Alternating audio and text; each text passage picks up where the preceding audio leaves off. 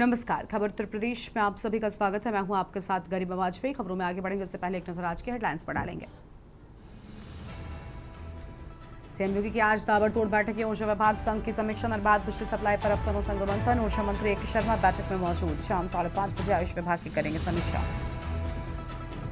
राजधानी लखनऊ में 600 सरकारी स्कूलों में बनेंगे अत्याधुनिक ड्रीम लैब। माध्यमिक शिक्षा विभाग और नेल्को लिमिटेड के बीच एमओयू। सभी 75 जिलों के स्कूल परियोजना में होंगे शामिल। आपपुर में घोषित बिजली कटौती से परेशान ग्रामीण। मोबाइल की टॉर्च जलाकर बिजली घर पहुंचे ग्रामीण। करीब 6 घंटे गायब रही गांव की बिजली। कानपुर किडनी ट्रांसप्लांट कांड में ओटी असिस्टेंट और मेल स्टाफ नर्स गिरफ्तार। अब तक 13 लोगों की हो चुकी है गिरफ्तारी। यूपी के मदरसों में पढ़ाए जाएंगे स्वतंत्रता सेनानियों के संघर्ष। बायोमेट्रिक से होगी स्टूडेंट और टीचर की पहचान। लखनऊ में जनगणना ड्यूटी से गायब 479 कर्मियों के खिलाफ नगर निगम ने की शिकायत। कई लोगों के मोबाइल भी बंद। आप देख रहे हैं के न्यूज, खबरों का सारथी। रुक करते हैं खबरों की ओर। पाकिस्तान से बड़ी जानकारी आपको बता दें, जहां पर क्वेटा में ट्रेन के पास आत्मघाती हमला। धमाके में 23 लोगों की मौत, 40 घायल। जाफर एक्सप्रेस ट्रेन के पास हुआ ब्लास्ट। बलूचिस्तान प्रांत के क्वेटा में बड़ा धमाका। ट्रेन को निशाना बनाकर आत्मघाती हमला। चमन फाटक के पास धमाके से हड़कंप मचा। बड़ी जानकारी आपको हम बता रहे हैं।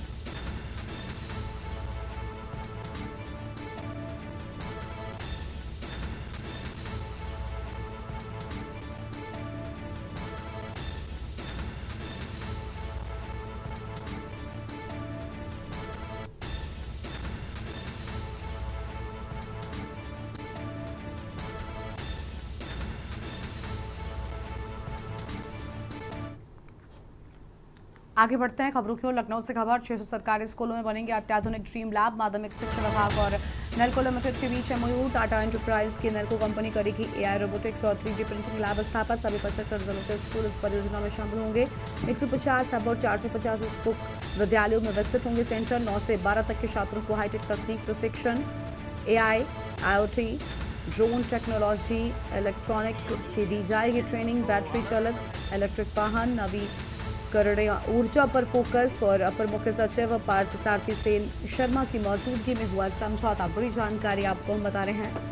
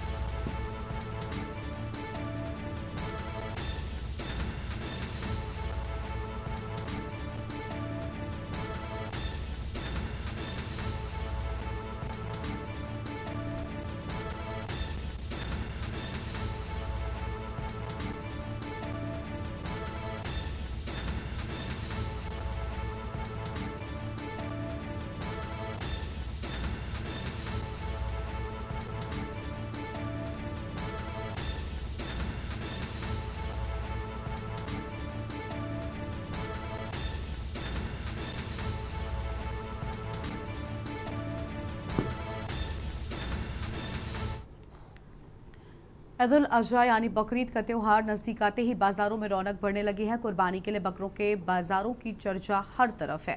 कानपुर में हलीम डिग्री कॉलेज का बकरा बाजार इस समय टॉक ऑफ द टाउन बना हुआ है। पिछले 6 सालों से लगातार सज रहे इस बाजार में इस बार भी कई जिलों से व्यापारी पहुंच रहे हैं, लेकिन इस रौनक के बीच एक ऐसी खबर भी सामने आई है जो कानून व्यवस्था पर सवाल खड़े करती है। दूसरी ओर कुछ असामाजिक तत्वों ने यहाँ के व्यापारियों का जीना मुहाल कर रखा है। आयोजक वफा अब्बास ने सीधे तौर पर आरोप लगाया है।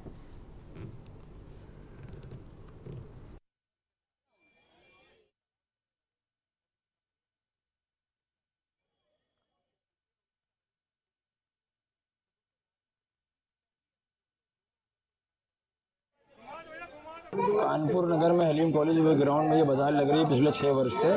और इस बाज़ार में कानपुर देहात, रनिया, झींझक आसपास जितने भी ज़िले हैं 100-200 किलोमीटर की रेंज में आते हैं, वो सब जगह से जानवर आए हैं। अच्छा, इस बार जो बकरीद आ रही है, क्या रेट चले हैं बकरों के? कस्टमर की क्या डिमांड है? सबसे ज़्यादा कस्टमर अगर आ रहे हैं तो सबसे ज़्यादा क्या कर रहे हैं? कस्टमर वो तो भाई 25-30 हज़ार रुपये का जानवर खरीद रहा है। बाकी मंडी में तो 3-3.5 लाख रुपये तक के जानवर है। अगर देखी जाए महंगाई की बात तो इस बार महंगाई में काट तोड़ रखा है। महंगाई तो बहुत ज़्यादा ही है। भीषण गर्मी और तेज धूप ने लोगों की सेहत पर गंभीर असर डालना शुरू कर दिया है। अस्पतालों और क्लिनिक में डिहाइड्रेशन, उल्टी, दस्त, पेट दर्द और माइग्रेन, हाई फीवर और सांस की बीमारी के मरीज लगातार बढ़ रहे हैं। डॉक्टरों का कहना है शरीर में पानी की कमी कई गंभीर बीमारियों को जन्म दे रही है। धूल और प्रदूषण की वजह से सांस के मरीजों को भी बड़ी परेशानियों का सामना करना पड़ता है। लोगों को दोपहर की धूप से बचने, साफ पानी पीने और खान पान में सावधानी बरतने की सलाह दी जा रही है। बाहर मिलने वाले कटे फल और गंदे पानी से बने जूस का सेवन बिल्कुल न करें, इससे पेट की गंभीर बीमारी हो सकती है। उमस भरी गर्मी से जीव जंतु के साथ आम जनजीनस भी परेशान हो रहे हैं। आपको बता दें कि उमस भरी गर्मी पिछली बार का रिकॉर्ड इस बार सबसे ज़्यादा रिकॉर्ड तोड़ दिया गया है।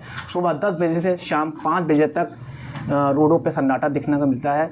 इस पर मैं मौजूद doctor Hemant Mohan, homeopathic physician, हम उनसे बात करते हैं कि जो इस उमस भरी जो गर्मी पड़ रही है, किस तरह से लोगों को जागरूक होना चाहिए। अगर घर से निकलते तो किस तरह के अपनी सावधानी बरतनी चाहिए।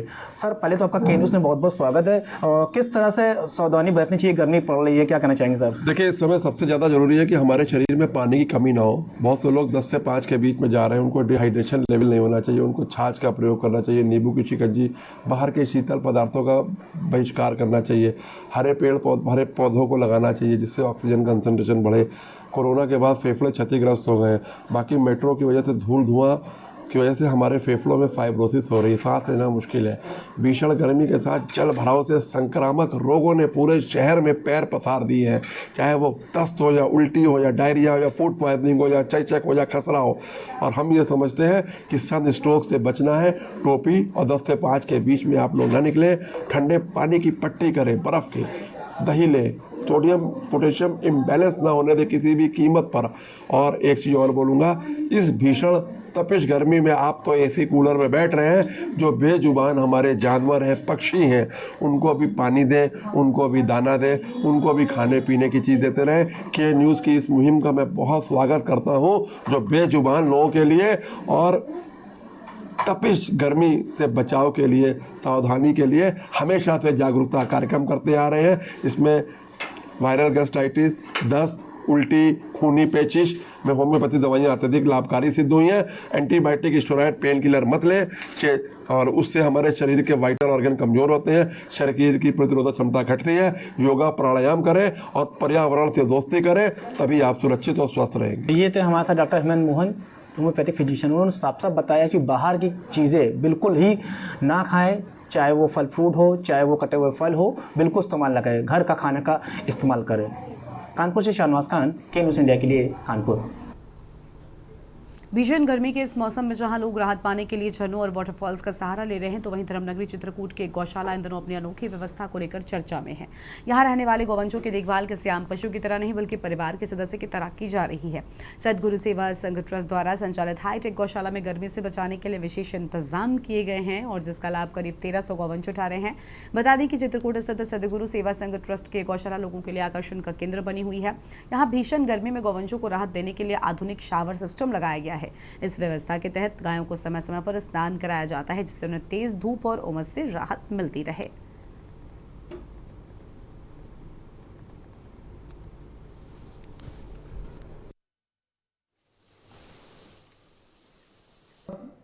श्री सद्गुरु गौशाला लगभग 30 वर्षों से संचालित है।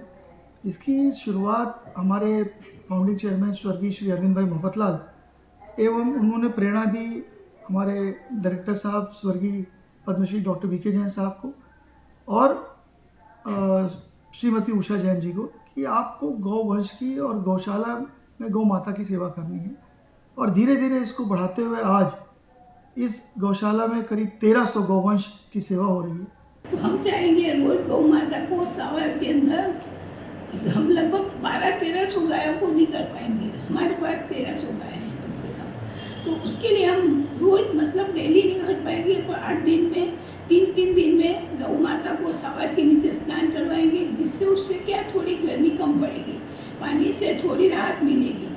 वो पूरी कोशिश करेंगे कि सावर के नीचे गौ माता को एक पछी एक मतलब एक पूरा ले आएंगे, 25-30 गायों को वो स्नान करवाएंगे, जिससे गौ माता को ठंडक मिले। औषधि प्रशासन विभाग की कड़ाई से जिले की दवा व्यापारियों में हड़कंप मचा हुआ है। इसी क्रम में औषधि निरीक्षक डॉक्टर परमेश कुमार द्विवेदी ने खरबंदी कुयानबूत स्थित देव फार्मास्यूटिकल पर औचक निरीक्षण कर बड़ी कार्रवाई की है। निरीक्षण के दौरान मिली खामियों को लेकर फर्म के प्रोपराइटर को सख्त चेतावनी जारी की गई है। वहीं संदेह के आधार पर 3 अलग-अलग दवाओं के नमूने लिए गए हैं। इन तीनों नमूनों को सील कर सघन जांच के लिए तत्काल ही राजकीय प्रयोगशाला भेजा जा रहा है।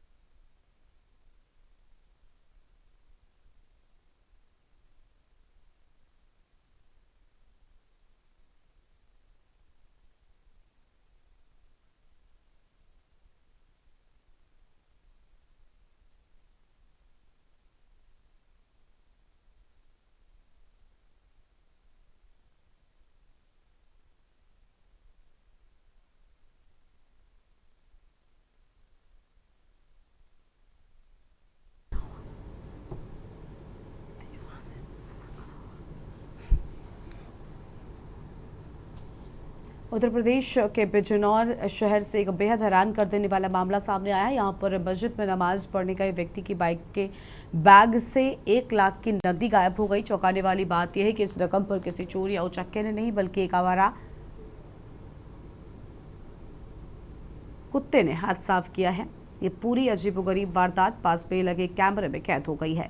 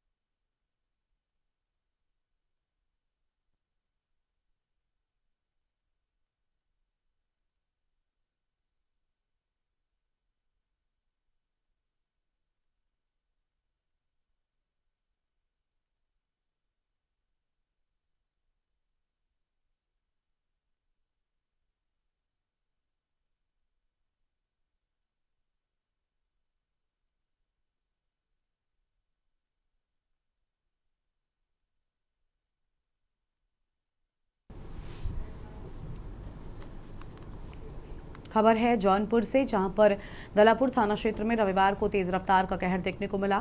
मुरादपुर पावर हाउस के पास NH 731 पर एक तेज रफ्तार स्कॉर्पियो ने बाइक सवार 2 युवकों को जोरदार टक्कर मार दी। हादसा इतना भीषण था कि बाइक चला रहे एक युवक की मौके पर ही दर्दनाक मौत हो गई, जबकि दूसरा युवक गंभीर रूप से घायल हो गया। आसपास मौजूद लोगों ने तुरंत ही पुलिस को सूचना दी। प्रत्यक्षदर्शियों के अनुसार दोनों युवक मजदूरी करने के लिए जा रहे थे।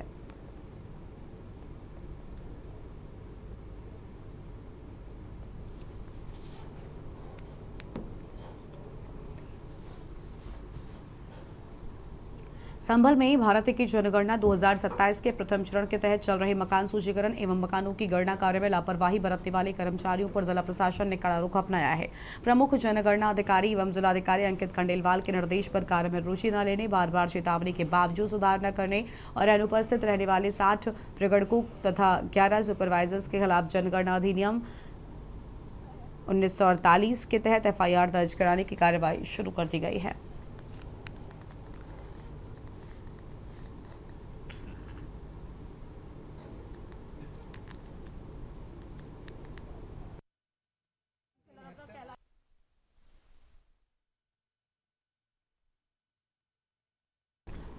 खबर है बुलंदशहर से, जहां पर गुलावटी थाना क्षेत्र के मोहल्ला दर्शनगर में रविवार की सुबह उस वक्त हंगामा हो गया जब पहली पत्नी ने पति की दूसरी शादी का विरोध करते हुए घर पर जमकर बवाल काटा। बताया जा रहा है युवक पहली पत्नी से तलाक ले बिना दूसरी पत्नी और मां के साथ रह रहा था, जबकि पति पत्नी के बीच विवाद का मामला कोर्ट में लंबित है।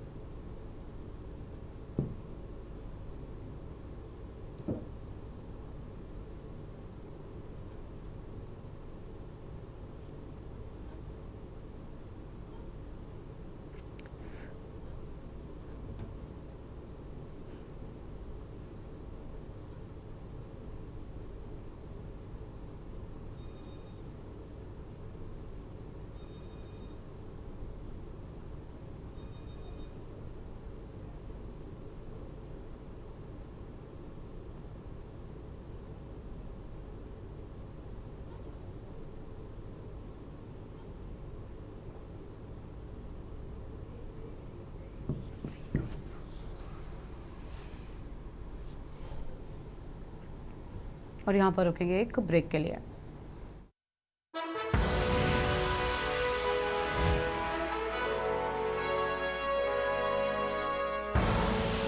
आप देख रहे हैं के न्यूज, खबरों का सारथी। ब्रेक के बाद आप सभी का स्वागत है। खबर एटा से है, बड़ी जानकारी आपको एटा से हम बताएंगे। विद्युत विभाग की बड़ी लापरवाही सामने आई है, अहम जानकारी आपको हम बता दें। विद्युत विभाग की बड़ी लापरवाही, 22 वर्षीय युवक की दर्दनाक मौत हुई।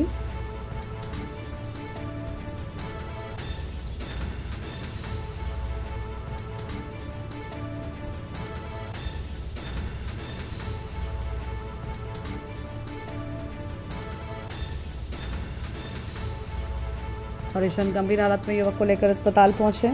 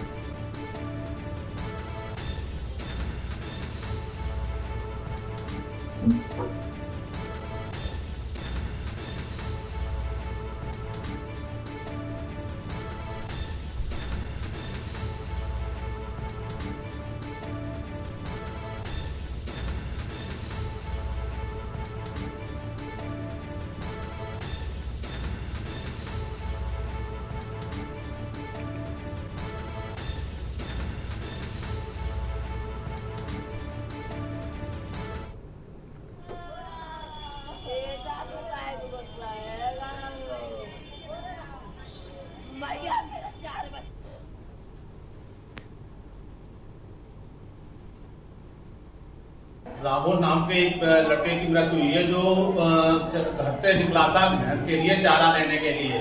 तो हाई टेंशन तार था, वो काफी झूला हुआ था। कई बार अधिकारियों को भी अवगत कराया, जिससे कि वो तार सही ना होने से उसके चारे में करंट दौड़ गया और ऑन स्पॉट ही मृत्यु हो गई। एटा में विद्युत विभाग की लापरवाही से घर का चिराग बुझा। आपको बता दें, थाना देहात कोतवाली के अंतर्गत नगला डूड़ा निवासी राहुल पुत्र दिलीप कुमार सुबह चारा काटने के लिए घर लेके जा रहा था, जहां पर हाई टेंशन की लाइन की चपेट में आने से उसकी मौत हो गई। आनन फानन में परिजनों ने मेडिकल कॉलेज की इमरजेंसी भर्ती कराया, जहां डॉक्टरों ने उसे मृत घोषित कर दिया है। लेकिन सबसे बड़ा सवाल, आखिरकार बिजली विभाग की इतनी लापरवाही से एक व्यक्ति की, एक जो घर का चिराग था, उसकी दर्दनाक मौत हुई है। आखिरकार इसका जिम्मेदार कौन होगा? इटा से ज्ञानेश कुमार, के न्यूज़ इंडिया। इस बुलेटिन में इतना ही। देखते रहिए के न्यूज़ इंडिया। नमस्कार।